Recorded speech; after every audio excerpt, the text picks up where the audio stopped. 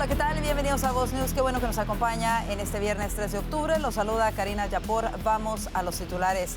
Estados Unidos destruye otra lancha cargada con drogas en el Caribe cerca de Venezuela. 4 presuntos miembros de una organización narcoterrorista murieron en la acción. Lo analizaremos. Además, protestas anti-ICE lideradas por grupos extremistas de izquierda provocan el caos en Portland, Oregón, mientras que miembros de la prensa conservadora son arrestados por las autoridades locales. Y aprueban una nueva versión genérica de la controversial píldora abortiva. Los detalles de esto y más en Voz News, que comienza ahora.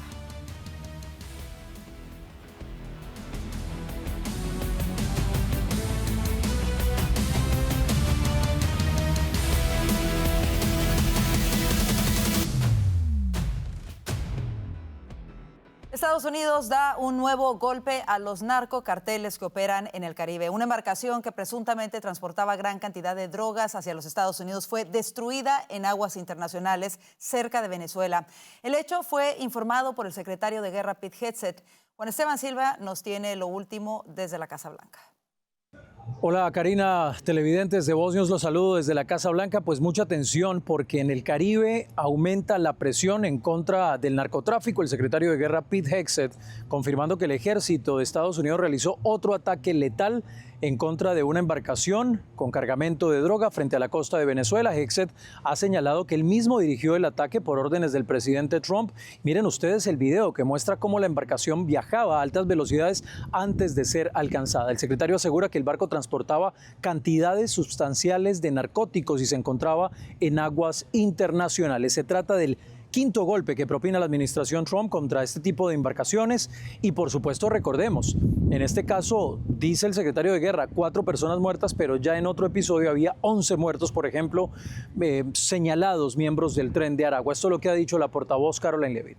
As the White House has said many times, the president has directed these actions, these strikes against Venezuelan drug cartels and these boats, consistent with his responsibility to protect the United States interests abroad and in furtherance of the U.S. national security and foreign policy interests. This is pursuant to his constitutional authority as commander-in-chief and the chief executive to conduct foreign relations. In each of these cases, Michael, the vessels have been assessed by the U.S. intelligence community to be affiliated with designated terrorist organizations engaged at the time in trafficking illicit drugs.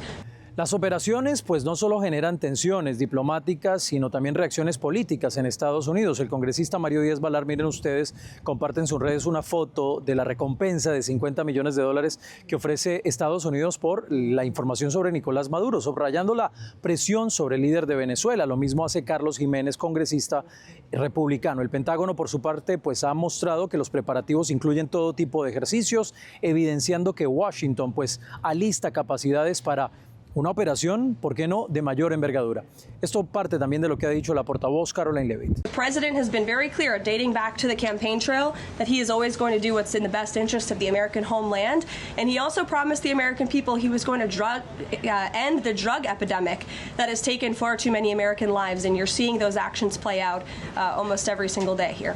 En otras palabras, Karina y televidentes, mientras Estados Unidos intensifica sus operaciones contra el narcotráfico, Venezuela de hecho sigue acusando que se trata de un preludio a una invasión, aumentando la tensión en la región. La Casa Blanca sigue muy atenta a la situación en el hemisferio occidental y seguirá implacable en esa guerra contra el narcotráfico en el hemisferio occidental. Es la información desde la Casa Blanca para Voz News. Juan Esteban Silva. Gracias, Juan Esteban, por este reporte. Y justo la noticia de la destrucción de otra narcolancha en aguas del Caribe, cerca de Venezuela, se da a conocer un par de días después de haberse notificado al Congreso de los Estados Unidos que el país se encuentra en medio de un conflicto armado contra el narcotráfico y combatientes ilegales. Para analizar lo último en torno a este importante tema, nos acompaña Jesús Romero, ex comandante de Inteligencia Naval de los Estados Unidos. Señor Romero, comandante, bienvenido de nuevo a Cuenta Voz News. Muchísimas gracias por tenerme. El día de hoy se informa de la interceptación letal de otra narcolancha en el Caribe. Primero, clarificar si sería esta la cuarta o la quinta desde que inició la ofensiva de los Estados Unidos y el hecho de que sigan saliendo de Venezuela estas narcoembarcaciones, pese al operativo que tiene Estados Unidos, ¿podría ser considerado una provocación? Bueno, aquí hay que aclarar unas cuantas cosas, que a pesar de que el gobierno está cerrado por el tema del presupuesto, y de críticos que habían dicho de que el gobierno norteamericano no podía llevar a cabo una operación militar durante este tiempo, el presidente Trump ha mostrado claramente su intención de seguir neutralizando cualquier cosa que se le aparezca como una amenaza contra los Estados Unidos. Esta sería la cuarta lancha narcoterrorista que es destruida, y también había una embarcación pesquera que fue abordada por medio del proceso de BSS. Lo que estamos viendo es la determinación de esta administración de radicalmente terminar con las amenazas que representan estas organizaciones transnacionales, que debajo de la estrategia de defensa de los Estados Unidos ha cambiado diametralmente, donde se toma la prioridad de la protección de los Estados Unidos y de sus ciudadanos. Estas acciones, por supuesto, que hay quienes las critican también, a pesar de que son favorecidas por la mayoría de los estadounidenses. Hay quienes critican y, por ejemplo, señalan que estos individuos que han fallecido en las narcolanchas deberían de haber sido arrestados y tener un proceso judicial. ¿Qué se le responde a estas personas, incluyendo, por ejemplo, al presidente de Colombia, Gustavo Petro, que nuevamente salió en defensa de estos presuntos narcotraficantes y narcoterroristas? Bueno, recordemos que el propio presidente colombiano Petro lleva adelante operaciones militares policiales adentro de Colombia que están contra los guerrilleros y narcotraficantes y se ajustician por medio de bombas que se les lanzan. O sea, mueren debajo de las manos del presidente Petro, quien es el que acusa al presidente Trump de hacer lo mismo en aguas internacionales. La realidad de la vida es que el problema del narcotráfico no se ha podido controlar. Ahora tenemos un narcoestado de donde salen las drogas, la cocaína de Venezuela, que luego es mezclada con fentanilo y mata a tantos ciudadanos americanos. Para prevenir eso, el presidente de los Estados Unidos prometió durante su campaña que iba a diametralmente terminar con ese flagelo, y estamos viendo cómo su administración ha tomado los pasos necesarios para encuadrar y articular lo que representa la amenaza de estas organizaciones narcoterroristas. Así es. Tienen a la habilidad de tener relaciones como con organizaciones como lo son Hezbollah o Al Qaeda. En ese mismo sentido, quisiera preguntarle por qué en su notificación al Congreso hace un par de días la administración Trump refiere que el país está en conflicto armado contra combatientes ilegales, no simplemente criminales. ¿Qué implica el uso de ese término? ¿Significa, por ejemplo, que le da facultades similares a un estado de guerra al presidente? ¿O qué implica el uso de este término específicamente? Nosotros en los Estados Unidos tenemos algo que se llama the Law of Armed Conflict, ¿no? La ley del conflicto armado. Y debajo de esta categoría, debajo de esta ley que es internacional, existen varias categorías. Lo que el presidente está diciendo es que estas organizaciones narcoterroristas representan una amenaza para los Estados Unidos, que también son armados y van a ser detenidos de acuerdo a la habilidad y las facultades que ha presentado el presidente de los Estados Unidos.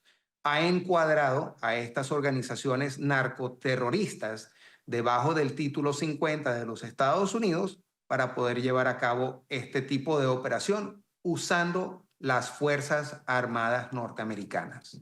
Y en ese sentido, en este momento, los ojos están puestos específicamente en Venezuela y la narcodictadura de Nicolás Maduro. ¿Qué tanto margen de acción tiene la administración Trump sin tener que solicitar aprobación por parte del Congreso? Algunos otros analistas señalan que tendría un margen de alrededor de 90 días para concretar acciones sin tener que pedir el permiso de los congresistas. Bueno, en parte es cierto, pero al final hemos visto algo que es la administración tomando seriamente cuál es el problema. Venezuela pasa a ser como una serie de prueba en el problema más grande que es existente contra los Estados Unidos. Venezuela tiene un cartel de los soles, quienes ahora representan a un narcoestado. Debajo de este problema está desarrollando los Estados Unidos una doctrina para poder prevenir un problema más grande que simplemente el cartel de los soles. Recordemos de que hay otros carteles quienes también han sido categorizados como terroristas y vamos a ver la prueba, realmente irónico como suene, una prueba de fuego para contrarrestar las otras amenazas. Por supuesto. Y antes de ir a lo que va a suceder con esas otras amenazas, quisiera enfocarme un poco más en esto que sería la prueba, como usted lo acaba de señalar, de hasta dónde podría llegar Estados Unidos. Y esa es la pregunta, ¿hasta dónde está decidido llegar Estados Unidos para desmantelar primero al cártel de los soles y después a los demás? Bueno, por lo que yo estoy viendo y lo que puedo evaluar, a mí me está claro que las acciones del presidente van a ir directamente al corazón donde se encuentre la amenaza. En una campaña militar como la que estamos viendo con este contingente a talla de lo que está enfrentando en Venezuela, es muy probable de que se trate de neutralizar al liderazgo del cartel de los soles primero. Obviamente tiene que haber una operación para neutralizar aquellas amenazas que puedan o traten de derribar nuestras aeronaves o nuestras embarcaciones y luego procederán a neutralizar al liderazgo del cartel de los soles. Luego de ahí pudiese ser que si hay unas relaciones entre miembros del cartel de los soles donde estarían guardando droga, donde estuviesen embarcando, donde estuviesen tratando de sacarlos por aviones. Creo que ese sería como el segundo o el tercer salvo de ataques que se harían por parte de cualquier tipo de acción militar contra el cartel de los soles. Por supuesto. Comandante, los cárteles son estructuras organizadas. Hemos visto que cuando se eliminan o se encarcelan, por ejemplo, a los cabecillas, hay otros que toman su lugar y continúa de alguna manera el flujo de narcóticos, que es lo que Estados Unidos quiere combatir. En este caso, ¿qué planea Estados Unidos hacer para evitar que esto suceda? Y no solamente en el caso de Venezuela, sino como lo mencionábamos, en el caso de otras organizaciones terroristas, incluyendo varios cárteles de la droga que están aquí, en la frontera sur, en el país más cercano a nuestro país vecino, México. Bueno, yo estoy seguro que nosotros cuando oímos al presidente decir, bueno, recientemente nosotros acabamos con 3 lanchas narcoterroristas y no se atreven a volver a salir. Bueno, vimos claramente de que sí salen, porque el motivo realmente es para ellos hacer dinero. Obviamente esa es la motivación que ellos tienen, es para sacar la máxima cantidad de drogas que tengan. Y aquí tú ves que hay una fractura, una posible fisura entre el control que ejerce el cartel de los soles, que esta lancha se atrevió a salir. Nunca se puede decir de que estos carteles controlan 100% el movimiento y el flujo del narcotráfico.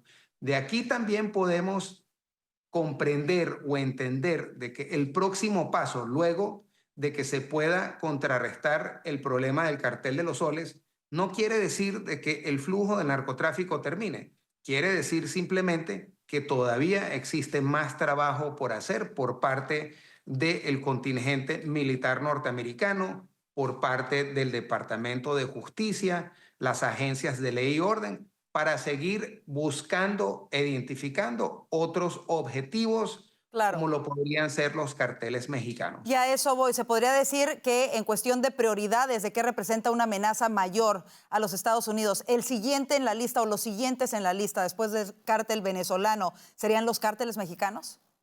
Bueno, yo no descarto de ninguna manera que los próximos carteles pudiesen ser los carteles mexicanos. Y, señor Romero, finalmente, para las personas venezolanas que se encuentran en territorio venezolano y que han estado viviendo esto, obviamente con incertidumbre, ¿cuál sería la recomendación? No sé, en dado caso de darse algún tipo de operativo, ¿cuál sería la recomendación para la población civil en Venezuela? Bueno, primero principal, yo comparto mi fe con el pueblo venezolano. Yo espero de que esta pesadilla acabe pronto, pero lo más importante es que creo que están viendo los venezolanos que la administración del presidente Trump los apoya totalmente. Muy importante eso y lo ha demostrado así esta administración. Comandante Romero, queremos agradecerle muchísimo el hablar con nosotros de este tema tan importante. Gracias, de verdad. Muchísimas gracias por tenerme.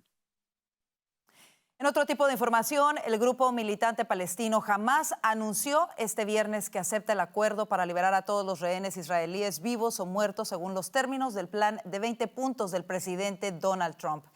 El objetivo del mandatario estadounidense es poner fin a la guerra en Gaza y manifestó su disposición a iniciar de inmediato negociaciones mediadas para discutir los detalles. Trump y el primer ministro israelí Benjamín Netanyahu fueron los primeros en aceptar la propuesta de la Casa Blanca. Entre las exigencias del plan se encuentra el desarme de Hamás y su ausencia de la participación en el gobierno del enclave. El plan no aborda explícitamente la idea de un futuro Estado palestino que Netanyahu parece haber descartado.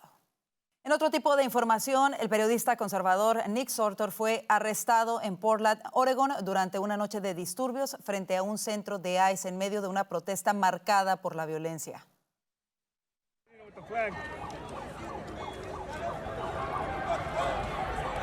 La policía local informó que algunos manifestantes participaron en peleas y Sortor fue acusado de alteración del orden público en segundo grado.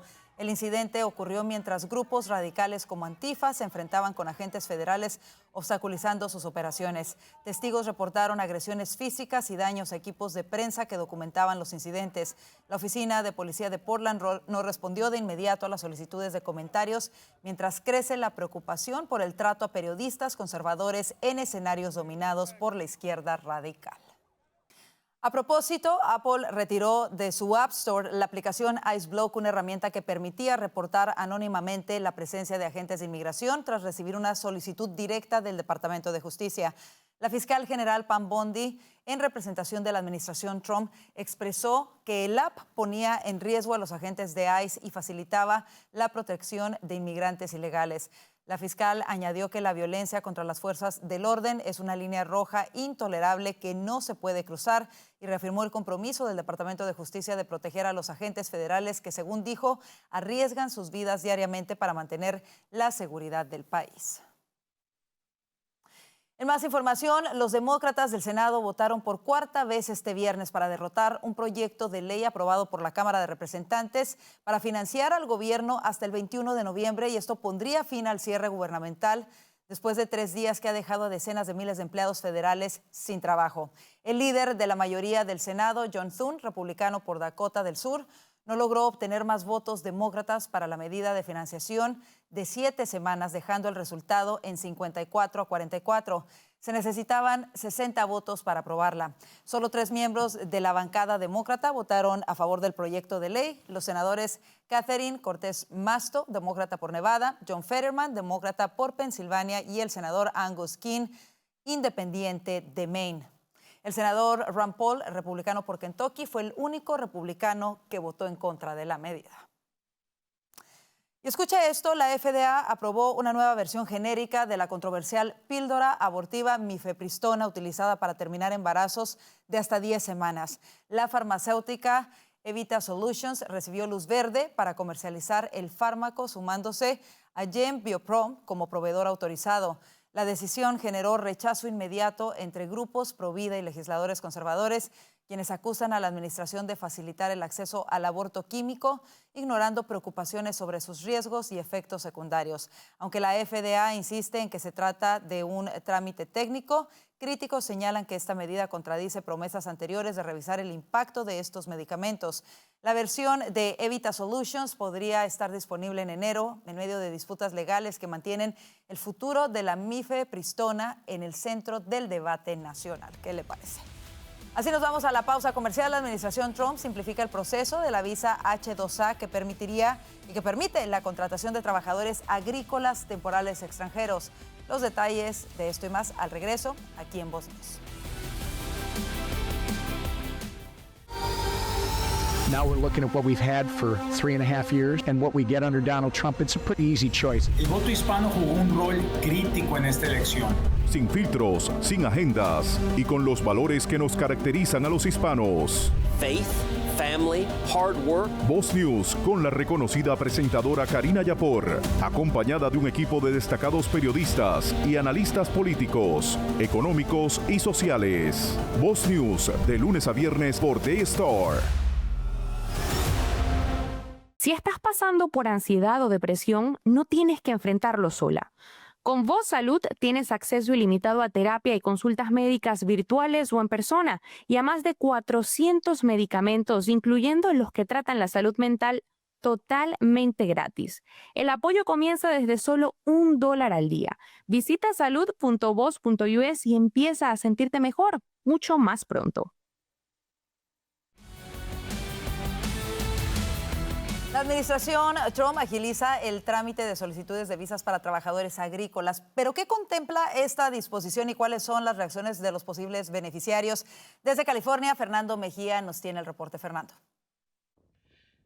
La escasez de mano de obra en los campos agrícolas ha hecho que el gobierno suavice su política migratoria, anunciando que harán más fácil el proceso para obtener visas H-2A para trabajadores agrícolas temporales extranjeros. Y esto electrónicamente se va a hacer mucho más rápido, entonces se supone que debe de simplificar el proceso para que personas puedan entrar a los Estados Unidos a desempeñar estos trabajos.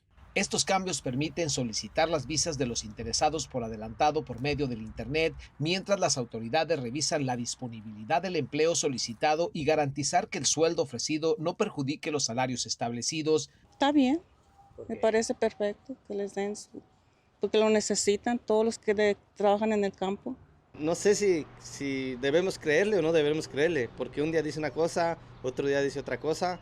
Las visas H-2A no son nada nuevo. En el año fiscal 2024 se otorgaron más de 315,000 visas, un 13% de la fuerza laboral en el campo. Los países que más se beneficiaron fueron México, Sudáfrica, Jamaica, Guatemala y Nicaragua. El poder tramitar estas visas para trabajadores agrícolas comenzó este día. Es importante aclarar que una persona viviendo de manera indocumentada en este momento en el país está sometido a un castigo de 3 a 10 años para poder reingresar al país de manera legal. Por lo tanto, no califican.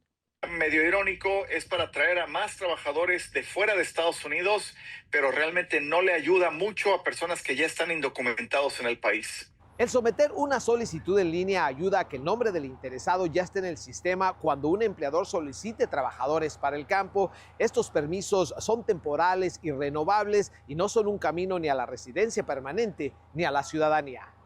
Fernando Mejía, Voz News, Los Ángeles.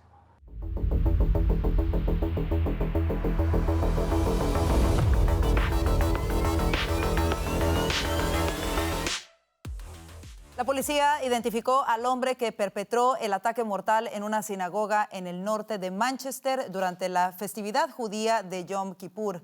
El agresor, Jihad al-Shami, de 35 años, fue abatido por las autoridades fuera de la sinagoga de la congregación hebrea Heaton Park, ubicada en el barrio de Cromsall. Según reseña la BBC, citando a la policía local, al-Shami era ciudadano británico y fue descrito como de ascendencia siria. Las fuerzas de seguridad continúan investigando los posibles motivos detrás de este atentado. Por otra parte, el jefe de la policía de Manchester, Sir Stephen Watson, informó que una de las víctimas mortales sufrió una herida de bala, aunque las autoridades creen que el atacante no portaba ningún arma de fuego al momento del ataque. De acuerdo al comunicado del jefe de la policía, los únicos disparos registrados fueron realizados por agentes armados en un intento por impedir que el agresor accediera a la sinagoga y causara más daño a la comunidad judía, lo que pudiera indicar que una de las víctimas murió por el disparo de un agente. Mientras tanto, quédese con nosotros, ya viene el panel para hablar de los temas que hacen titulares hoy.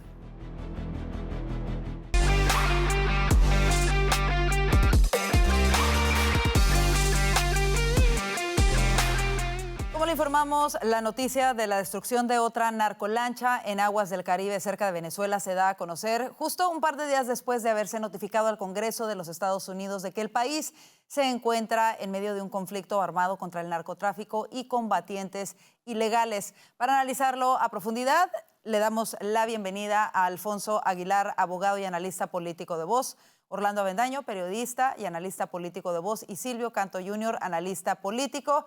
Bienvenidos, y el día de hoy comienza con este titular.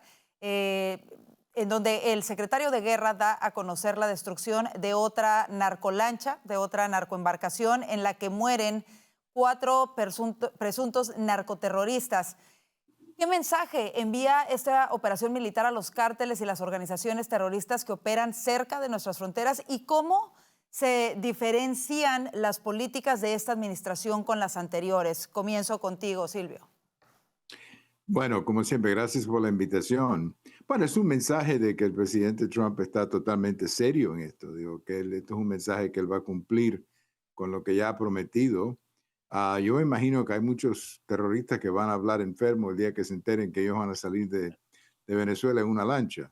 Un montón de gente que va a decir, ¿sabes qué? Yo tengo algo que hacer hoy. Mi esposa está ocupada hoy, quiere que le haga algo en la casa, ¿no? Pero mira, en serio, es otro mensaje de que el gobierno de Trump está completamente comprometido a eliminar este problema. Y este es exactamente el tipo de mensaje que esta gente tiene que escuchar. Digo, no hay nada más efectivo para mandar ese mensaje que hundir una lancha. Entonces yo felicito al presidente Trump, Karina, por hacer esto. Orlando, ¿cómo lo ves tú y cómo ves a quienes critican este tipo de acciones? Escuchábamos al presidente de Colombia, Gustavo Petro, condenando precisamente estas acciones. Vimos que lo hizo en la ONU, en donde justificó a estas personas como simples niños pobres o jóvenes pobres. ¿Qué te parecen estas acciones por parte de la administración y qué respondes a los críticos de ella? La administración está haciendo lo que tiene que hacer, como un Estado soberano está resguardando la integridad territorial, resguardando el orden político, ejerciendo precisamente la capacidad que tiene un Estado soberano de neutralizar a sus enemigos si considera que ponen en riesgo ese orden. Es claro que para la administración los cárteles del narcotráfico representan una amenaza existencial para la sociedad americana. Por ello los ha designado como organizaciones terroristas, es decir, merecen el mismo trato que, por ejemplo, se le dio a Al Qaeda o al ISIS. Vimos cuando Trump bombardeó al ISIS y mató al Baghdadi, pues no estaba preguntando si eran o no terroristas, exponiéndolos a un juicio en el que se defendieran con un abogado. No, así funciona el combate. Lo dejó también ayer claro en un memo que envió a los diferentes comités del Congreso. Los narcoterroristas son combatientes activos al margen de la ley y por lo tanto van a ser tratados como tal. Y este es el tratamiento que se le da a los combatientes que están al margen de la ley y que representan una amenaza para la seguridad nacional de Estados Unidos. Aquí no hay espacio para estar respondiendo a la norma, entre comillas, internacional, procesal y todas estas cosas que les encanta blandir a la izquierda cuando se trata de defender a los criminales, que es lo que está haciendo hoy Petro. Petro se pone del lado de los criminales. Dice que los narcotraficantes no están en esas lanchas, que no están en Caracas, sino que están en Nueva York. Pues la verdad es que los narcotraficantes están en Caracas, pero también están en Bogotá, en la Casa de Nariño. De verdad que es muy puntual lo que mencionas, Orlando. Y ha sido, por supuesto, muy controversial las declaraciones de Petro, sobre todo en el contexto de que Colombia es también un país en donde se produce, bueno, el mayor número de cocaína, por ejemplo, y que desafortunadamente el consumo de cocaína ha aumentado en los últimos tiempos a más del 150% en los Estados Unidos. Y en ese sentido, quisiera preguntarte, Alfonso, si esto se puede considerar ya una forma que va a repetir la administración como estrategia de defensa nacional en contra no solamente, en este caso, del cártel de los Soles, pero de otros cárteles en la región. ¿Y qué impacto geopolítico podría tener este tipo de ataque para otros? Sabemos, tenemos, por ejemplo, a México. Varios cárteles mexicanos han sido designados también como organizaciones narcoterroristas. ¿Cómo lo ves? ¿Va a seguir actuando de esta manera? ¿Es ahora la norma? ¿Está enviando un mensaje? ¿Y qué impacto puede tener? Totalmente. O sea, esto es un cambio de 180 grados en cómo se combate el narcotráfico. Y me hace recordar hace 20 años, cuando estaba en la administración Bush, cuando empezó la guerra en contra del terrorismo, que muchos en la izquierda criticaban a la administración por lo mismo. No, a los terroristas, a los islamistas hay que darle el debido procedimiento de ley. O sea, no son estados con los que uno entra en guerra, hay que juzgarlos. Mira, aquí el presidente Trump está diciendo lo mismo, como bien decía Orlando. Estos son combatientes, es una guerra no internacional, no es entre estados, es porque el régimen de Maduro es un cartel, no es un gobierno legítimo. Entonces ahora las cosas han cambiado, pero todavía tenemos al día de hoy gente que está diciendo no, estos son criminales, los criminales no son terroristas, a los criminales hay que arrestarlos y hay que procesarlos. Eso ya se acabó, Marco Rubio también lo había dicho, la interdicción se acabó. Si en ese bote tienes droga, es muy posible que te hundan. Ahora, yo lo quiero llevar a otro punto porque me parece que lo que está pasando en el caso particular del cartel de los soles en Venezuela y de su capo, Maduro, es muy interesante, sobre todo después de la comunicación al Congreso y después de este último ataque en aguas internacionales, pero muy cerca de las aguas venezolanas. Yo creo que los venezolanos se tienen que preparar y hago eco de lo que dijo Silvio, ¿verdad? A las Fuerzas Armadas, yo no sé qué ganan a los miembros de las Fuerzas Armadas defendiendo un gobierno ilegítimo, ¿verdad? Yo creo que el mensaje que la administración está enviando es para que muchos hagan lo que dijo Silvio, ¿verdad? Que sencillamente bajen las armas y se vayan. Porque ayer salió un reportaje muy interesante en el Washington, creo que era Examiner, si no me equivoco, si no fue el Times, donde hablaban de que en el Pentágono ya piensan que incluso pueden entrar con tropas para tomar puertos y tomar aeropuertos o por lo menos pistas aéreas dentro del territorio venezolano. O sea, si el Pentágono ya ha llegado a esa conclusión, ha concluido que las fuerzas militares venezolanas son muy débiles, no van a tener una resistencia real. O sea que si eso es así, ahora mismo le digo a los venezolanos, al régimen, prepárense porque esto viene. Este es el momento para las Fuerzas Armadas decidir si van a continuar apoyando a un gobierno ilegítimo, un narcodictador, o si se distancian. Yo creo que para evitar un conflicto mayor, donde Estados Unidos acaba con parte de las Fuerzas Armadas venezolanas, yo creo que es mejor que los miembros de las Fuerzas Armadas se distancien, porque quede claro, para tomar control de puertos y de pistas, muchos venezolanos en las Fuerzas Armadas van a perecer y me parece que es totalmente innecesario. Creo que, como lo dices tú, es un momento determinante para aquellos que realmente aman a su país, para aquellos que realmente aman a Venezuela y que juraron servicio no a un narcodictador, sino a su país. Este es un momento determinante para ellos, no solamente para estar del lado correcto de la historia, sino para, de alguna manera, como tú lo mencionas, salvar sus propias vidas. Y evidentemente esto es un desarrollo que vamos a estar siguiendo muy, muy, muy de cerca a través de todas las plataformas de voz y lo seguiremos reportando y comentando aquí. Vámonos al siguiente tema. El periodista conservador Nick Sortor fue arrestado en Portland, Oregón, durante una noche de disturbios frente a un centro de ICE en medio de una protesta marcada por la violencia. Este incidente ocurrió mientras grupos radicales de izquierda como Antifa se enfrentaban contra agentes federales, obstaculizando sus operaciones. Hoy mismo están haciendo lo propio estos grupos agitadores frente a instalaciones de ICE en Chicago y en otras ciudades del país. Primero es, ¿cómo llegamos a este descontrol? ¿Cómo se llega a normalizar estas protestas violentas en contra de agentes federales que están haciendo cumplir las leyes? ¿Y por qué este acoso específicamente en contra de periodistas conservadores, como lo vimos en este caso? Comienzo contigo, Orlando, este tema. Bueno, lo de Portland ha expuesto una realidad inquietante en todo Estados Unidos. Y es que la izquierda, los grupos subversivos de izquierda han logrado tomar el control de ciertas ciudades y prácticamente han marginado a la autoridad. Es aterrador lo que estamos viendo. Desafortunadamente, alcaldes demócratas no solamente que no quieren contener a la izquierda y que no quieren de alguna manera imponer el orden, es que ni siquiera tienen la capacidad. Es urgente que el gobierno federal efectivamente restituya el orden, restituya la autoridad del Estado en estas zonas, en estas ciudades, en estos estados, porque la izquierda se los ha tomado. Es peligroso lo que por tantos años ha permitido que ocurra y es ir replegando a las fuerzas del orden, ir replegando a la policía.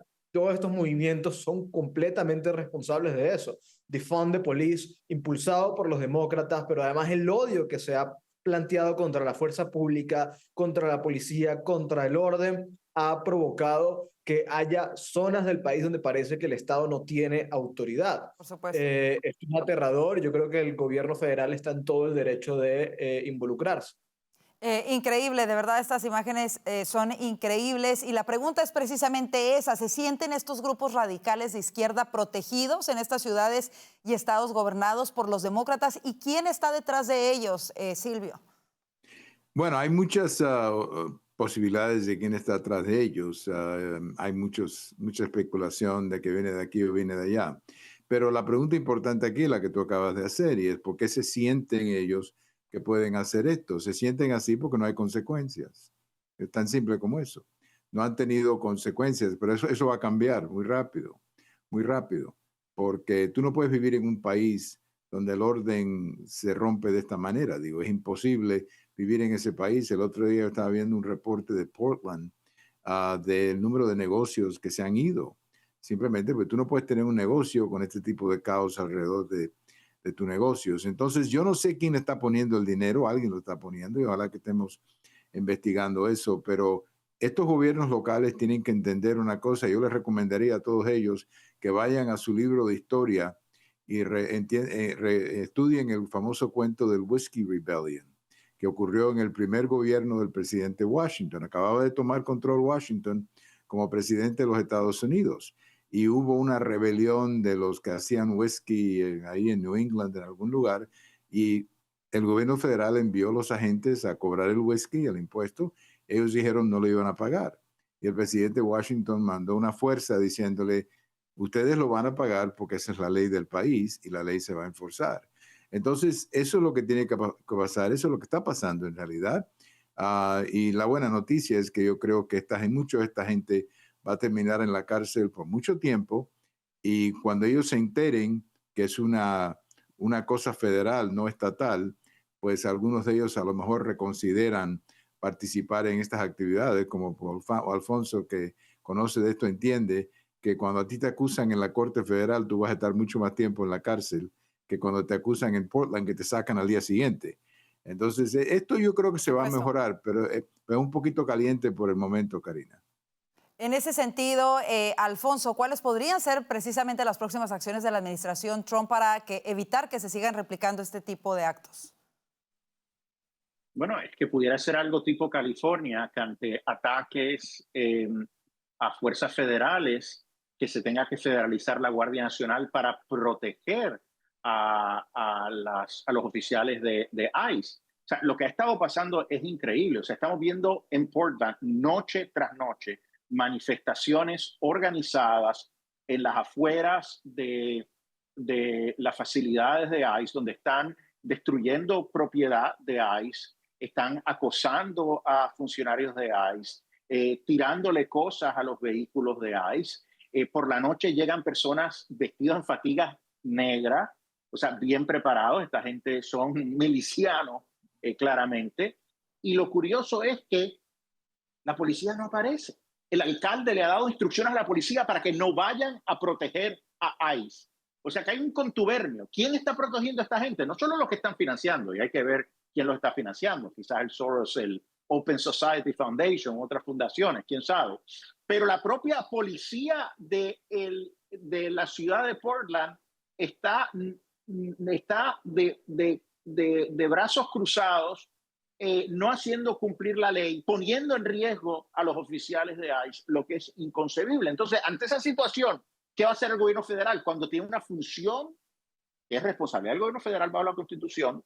Por ley, ellos tienen una responsabilidad, un trabajo que hacer, pues entonces lo que les queda es federalizar la Guardia Nacional. O sea, parece que ellos quieren provocar esto para entonces ellos exhortar a que más activistas de izquierda se junten a esta milicia y causen más violencia. Parece que eso es lo que ellos quieren. Tristemente es la manera que ellos operaron. Recordemos el verano del 2020, eso fue lo que hicieron. Esta administración no va a aguantar eso, pero que quede claro, el alcalde de Portland le está fallando a la ciudad de Portland porque no está haciendo su trabajo, está desprotegiendo a los agentes de ICE y en el proceso también desprotege a los ciudadanos de su comunidad.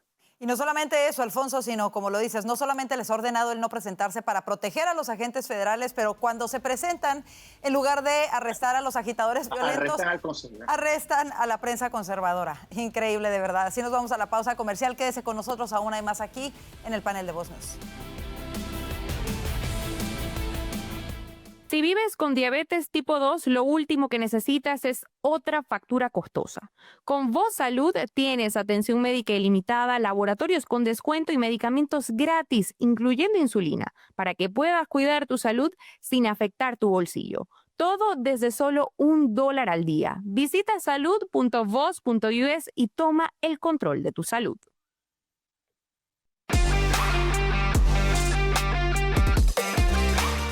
La FDA aprobó ayer una nueva versión genérica de la controversial píldora abortiva mifepristona utilizada para terminar embarazos de hasta 10 semanas. Regresamos con nuestros analistas para hablar de esto que ha caído como una bomba, por supuesto, a los conservadores y a los grupos pro vida.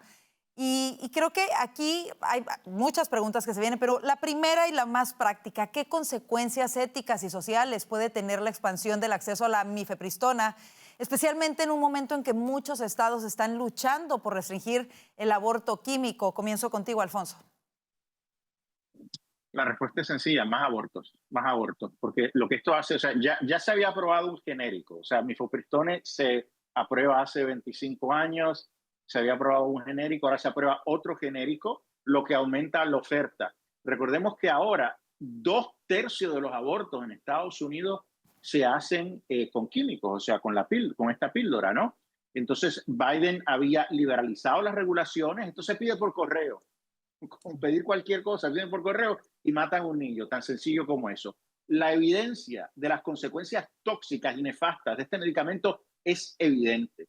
Esto es bien decepcionante porque la administración lleva diciendo que está haciendo una revisión de los efectos de este medicamento, si se puede llamar medicamento, pero la evidencia es amplia de que hace daño. Entonces, ¿por qué está tomando tanto tiempo? Ellos dicen que el aprobar un genérico, pues ahí ellos tienen las manos atadas porque si el genérico tiene la misma fórmula que el medicamento original, ellos tienen que aprobarlo. Pero ¿por qué está tomando tanto tiempo la revisión de las consecuencias? O sea, yo hubiera aguantado, veo la evidencia que es clara y entonces prohíbo el medicamento por completo, hasta el original, o en la alternativa reimpongo las regulaciones más estrictas, rigurosas, que requieren una visita con un médico, que haga una receta, que vea al paciente, etcétera. Pero ¿cómo van a aprobar esto? O sea, esto va a llevar a más abortos y hay muchos conservadores. El Movimiento Pro Vida apoyó al presidente Trump. El senador Hawley salió públicamente a decir que estaba muy frustrado. Yo no sé lo que está pasando en el FDA, realmente no lo entiendo. Yo el único consuelo que tengo es que espero que próximamente llegue a una conclusión de que efectivamente este medicamento es muy peligroso para las mujeres y que lo prohíban por completo. Y la pregunta es si realmente es frustrante. La pregunta es si realmente se están llevando a cabo estos estudios. Sabemos que muchas veces se llevan a cabo estudios cuando alguien tiene una agenda y quiere demostrar, no, esto es muy bueno. ¿Hay alguien encargado realmente de llevar estudios en las consecuencias que puede tener este medicamento? Como lo mencionabas, Alfonso, aún en estados en donde hay regulaciones estrictas en contra del aborto, se puede pedir por correo, ese es el problema. Ha habido casos y un caso muy sonado en Texas en donde incluso el novio de una joven le puso 2 de estas pastillas en una bebida sin que ella supiera y la mandó terriblemente grave al hospital. Las consecuencias son reales, las jovencitas pueden tener acceso a este tipo de medicamentos que son peligrosos. ¿Qué se está haciendo al respecto y qué deberían de hacer los grupos pro vida, Silvio? Bueno, lo primero que tienen que hacer es contestar la pregunta que tú acabas de hacer. Digo, ¿quién está controlando esto? Digo, la FDA lo aprueba, pero todavía existe la realidad de que los estados controlan el aborto. Así que vamos a ver de qué manera los estados pueden decir, esto no es posible en mi estado y tú no puedes consumir eso o enviar eso como un paquete de correo o lo que sea. Pero mira, yo siempre he tenido muchas dudas de esta pastilla, digo, en el sentido que yo me acuerdo haber visto esa película de Abby Johnson, cuando ella hace su historia de cómo ella se separó del movimiento del aborto y ahora es una de las líderes más pro vida en el país. Y hay una escena en esa película donde ella toma esas pastillas y ella tuvo un montón de problemas físicos. Y es que yo no entiendo, pero yo no conozco mucho de embarazo. Lo único que yo conozco de embarazo es que yo soy responsable de mis 3 hijos. Pero lo único que te puedo decir a ti es que la idea de que tú te vas a tomar una pastilla y una pastilla va a eliminar un aborto, eso me parece a mí como que algo de una de esas películas de science fiction de otras épocas. Digo, me parece a mí algo completamente absurdo, antihumano. Y digo, yo no entiendo cómo alguien puede pensar, me voy a tomar una pastillita para poder salir de fiesta este sábado. No, eso va a tener unas consecuencias muy negativas en esas niñas y en esas jovencitas que las están tomando para no tener que decirle a su mamá que están embarazadas, que fue lo que pasó con Abby Johnson en esa película, Karina. De verdad que fuerte, puede haber consecuencias graves, ¿Cómo lo ves tú, Orlando? Bueno, es decepcionante, ¿no? Yo creo que los movimientos pro vida deberían, ya que precisamente el tema del aborto es central para gran parte de los movimientos conservadores, para principalmente los movimientos pro vida. Yo creo que para cualquier movimiento cristiano que haya dentro del mundo conservador o dentro del Partido Republicano, poner un pie, pues sentar una postura bastante firme de esto y un poco exigir explicaciones. Es decepcionante con respecto al FDA, con respecto a la administración, pero bueno, yo me hago eco de lo que han dicho tanto Alfonso como Silvio en ese sentido.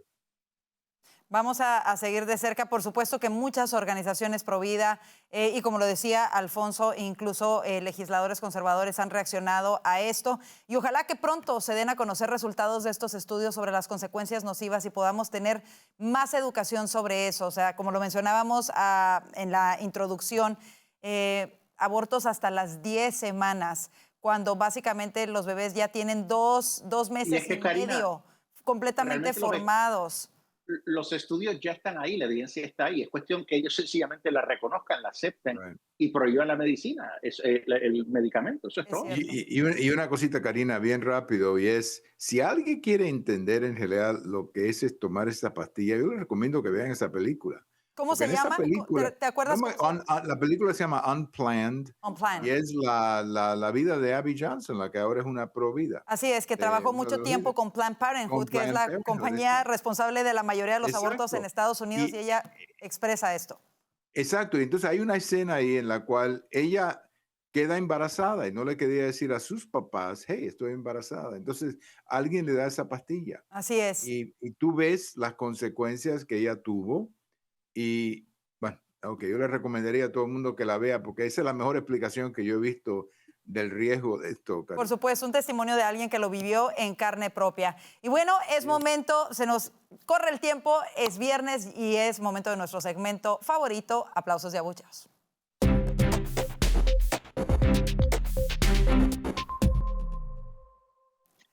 Bueno, al menos mío, a mí me encanta porque además me sorprende muchísimo a veces las elecciones y siempre estoy muy curiosa de ver a quiénes escogieron. Comenzamos contigo, mi querido Silvio. ¿Para quién van tus abucheos de la semana? Bueno, fíjate que el abucheo que yo había preparado hoy es sobre el aborto, no sobre la pastilla, pero es sobre otra cosa. Yo acabo de leer, y no es una sorpresa, pero lo leí hoy otra vez, que el año pasado 1.2 millones de abortos habían ocurrido en los Estados Unidos. En realidad no ha cambiado mucho el número de abortos desde la opinión de la Corte Suprema. Y no ha cambiado por la simple razón de que los estados grandes, como California, New York, donde hay mucha población, todavía hay mucho aborto. Y entonces a mí me duele muchísimo tener que reconocer que todos los años más de 1 millón de bebitos son abortados en los Estados Unidos. Digo, a mí me parece eso como que me parece ridículo, digo, me parece algo que no es humano. Yo creo que como en 100 años la gente va a mirar a nuestra generación y va a decir, pero ¿cómo es posible que ustedes cerraron los ojos y permitieron que más de 50 millones de bebitos fueran abortados, Karina. Un tema bastante triste. Ahí están los abucheos para esto, que de alguna manera, bueno, coincide con la aprobación de este medicamento. Vámonos contigo, Orlando. ¿Para quién van tus abucheos? Bueno, yo voy a abuchar el ridículo de la flotilla de Gaza y particularmente a Greta Thunberg. Un papel patético el que llevaron a cabo durante un mes. La verdad es que lo que hicieron fue tener sus vacaciones en el Mediterráneo para al final ocurrir lo que todos sabíamos que iba a ocurrir. Las iban a interceptar, les iban a dar su sándwich, Greta Thunberg iba a aparecer riendo, comiéndose el sándwich que le estaba dando las fuerzas de defensa de Israel, la iban a deportar y ella iba a armar un escándalo de decir que la estaban maltratando. Ridículo, ellas sabían que jamás iban a poder llegar a Gaza, eso no tiene sentido, esto es una zona de guerra, así que abucheos a ella en particular, pero al resto de toda la flotilla también. Ahí están los abucheos y no solamente eso, sino que cuando examinaron estas embarcaciones no había ninguna ayuda humanitaria. O sea, aparte de lo que dejaron ahí con lo que habían celebrado todos estos días, no había ninguna ayuda humanitaria. De verdad que es triste ver tanta hipocresía mediática cuando hay tantos países con muchísima hambre, con poblaciones quizás 10 veces más grandes de la población que hay en Gaza, por ejemplo en África, y ahí no intentan llegar embarcaciones con ayuda para parar la hambruna, para parar estas condiciones, sino como lo dices tú, Orlando, lo hacen en un territorio que se encuentra en guerra en este momento. Increíble. Bueno, nos vamos contigo. Alfonso estuvo muy divertido con ese abucheo. Alfonso, ¿cuál es el tuyo? Bueno, es que Greta es muy interesante. Nos hemos enterado, sí, que es posible que necesite un nuevo estilista, porque su nuevo peinado ya ha generado muchas críticas en la prensa. Pero bueno, yo sé que muchos piensan que en el día de hoy yo voy a abuchear a Bad Bunny. Pero ¿saben qué? Yo, aprendiendo de nuestro presidente, voy a ser generoso y no lo voy a hacer en deferencia a mi estimado amigo y colega Orlando Avendaño. Esta vez voy a abuchear nada más y nada menos que la Universidad de Harvard, porque escuchen esto, la Universidad de Harvard ha decidido reclutar un profesor transvesti. Realmente es una reina drag, un drag queen. Escuchen el nombre, se llama Lahore Vagistan. Lahore Vagistan. Lo han reclutado como profesor. Obviamente ese Lahore no se llama Lahore, es el profesor Karim Khubchandami. Se parece como a Mandami, no son familia. Pero lo han reclutado para que dé una clase sobre el show de competencia drag de RuPaul. O sea, uno se pregunta, ¿por qué en Harvard dan un curso especializado en el show de RuPaul? Harvard ha perdido toda seriedad. Obviamente esto no es un campo de estudio, esto no debería ser una clase, pero Harvard lo que se ha convertido es una universidad que lo único que hace es promover una agenda política ideológica. Me alegra que la administración Trump le esté poniendo presión para que por lo menos haya una contraparte conservadora en esa universidad, pero esto no es una universidad, la universidad le está fallando a su lema, que lo vemos en el escudo, Veritas, lo vemos ahí, verdad. Así es. Se ha apartado de ese lema y lo que está promoviendo es una ideología. Esto es una pena que Harvard se haya convertido en esto. Y no solamente eso, sino en lo práctico, ¿quién va a pagar miles de dólares por tomar esa clase? ¿No? A menos que sea financiado por los fondos públicos que el gobierno federal le otorga a instituciones como esta. O sea, la verdad que terrible, terrible de verdad. O a través de scholarships, las becas y todo esto, pero un desperdicio total. Tristísimo. Pero bueno, hay que cerrar de manera positiva, así que vámonos con los aplausos de la semana. Comenzamos contigo. Silvio, ¿para quién van? Bueno, mis aplausos son para las tijeras, ¿ok? Las tijeras que usamos para cortar el jardín, porque Donald Trump ha descubierto que él tiene unas tijeras. Los demócratas, al cerrar el gobierno, le han dado a él unas tijeras y él las está usando para cortar muchos de estos programas, como en Chicago, en varios lugares. Entonces, las tijeras de Donald Trump están cortando mucho del gobierno y yo me imagino que hay muchos demócratas que están diciendo, bueno, espérate, lo único que nosotros queríamos hacer era cerrar el gobierno, no queríamos cerrarlo en serio, no permanentemente, ¿no? Pero yo felicito aquí al presidente Trump por usar las tijeras que le dieron, unas tijeras bien grandes para que empiece a cortar. Yo creo que las va a usar, claro.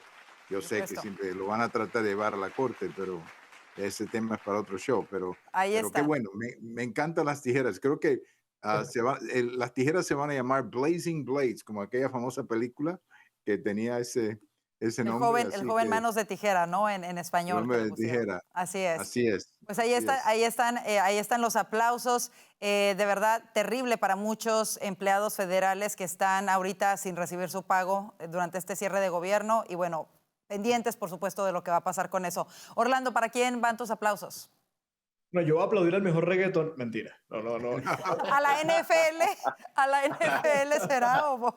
No, tampoco. No, voy a aplaudir a Pete Hegseth, secretario de Guerra de Estados Unidos, por el discurso impecable que se lanzó este martes ante los generales y almirantes del Pentágono. Dejó claro que el ejército de los Estados Unidos no tiene que ser una plataforma de agenda ideológica. Tiene que ser un ejército, es decir, saber pelear, saber entrenar, saber hacer respetar a Estados Unidos. Esa es la labor del ejército. Por lo tanto, hay que recuperar lo que él llama la ética del guerrero. Así que, muy bien, me parece excelente los cambios que están haciendo. Lástima por los gorditos, los que tienen el pelo largo, la barba, pues van a tener que acoplarse. Pero muy bien a Pete Hegseth, por eso mis aplausos a él en vez de al otro al que iba a aplaudir. Ya no lo voy a aplaudir. ¿Sabes qué? Yo voy a extender una partecita de tus aplausos, pero a los que utilizan la inteligencia artificial para hacer los videos con bebés, porque el que hicieron del discurso de Pete Hegseth está buenísimo. Me muero de la risa, de verdad. Pero, Orlando, pueden usar las tijeras de Trump para cortarle el pelo a Bad Bunny. Buen punto. Cerramos contigo, Alfonso. Hay que reconocer que el conejo malo salió bien de esta sesión de abucheos y aplausos. Así es. Mira, yo voy a aplaudir al presidente de los Estados Unidos por su plan para Gaza y tenemos informes preliminares de que Hamás parece que lo ha aprobado. Sí. Este plan logra la paz en este conflicto tan terrible que ha llevado a tantas muertes de ambos lados. Y la realidad es que pone fin al conflicto, devuelve los rehenes israelitas a Israel. Es muy generoso y diría hasta misericordioso con Hamás, porque suelta políticos de Hamás. A los activistas de Hamás le dice, se pueden quedar incluso en Gaza, pero se tienen que radicalizar, o si no quieren, pues se tienen que ir de Gaza, pero de esa oportunidad. Y crea un gobierno provisional dirigido por una junta de paz que va a presidir el presidente Trump, y por un tiempo van a redesarrollar Gaza para el bien de la gente que vive en Gaza. Esto es lo que hace una persona que lucha por la paz. El presidente Trump, si esto efectivamente se da, se merece el premio de la paz. Digan lo que digan, de la forma que habla, etcétera. Fíjate que está logrando la paz en uno de los lugares más conflictivos del mundo. Realmente merece nuestros aplausos. La paz a través de la fuerza, ¿no? Como lo ha dicho él, y así es. Ojalá que esto se llegue a concretar. Ahí están fuertes los aplausos. Muy buen punto, de verdad, Alfonso. Y como siempre, un gustazo tenerlos con nosotros. Gracias, Silvio Canto Jr., Orlando Avendaño y Alfonso Aguilar, por estar con nosotros. Feliz fin de semana. Y, por supuesto, gracias a ustedes por su confianza en Voz News. Queremos invitarlos de inmediato a que se suscriban a nuestras redes sociales. Van a aparecer aquí en pantalla. Y muy importante, vaya ahora mismo a nuestro canal de YouTube. Nos encuentra como @VozMedia. Suscríbase y active las notificaciones. Recuerde que estamos transmitiendo de manera en vivo en diferentes momentos importantes, creando contenido para ustedes. Así que active la campanita para que no se lo pierda. Excelente fin de semana y si Dios lo permite, le esperamos el lunes. Bendiciones.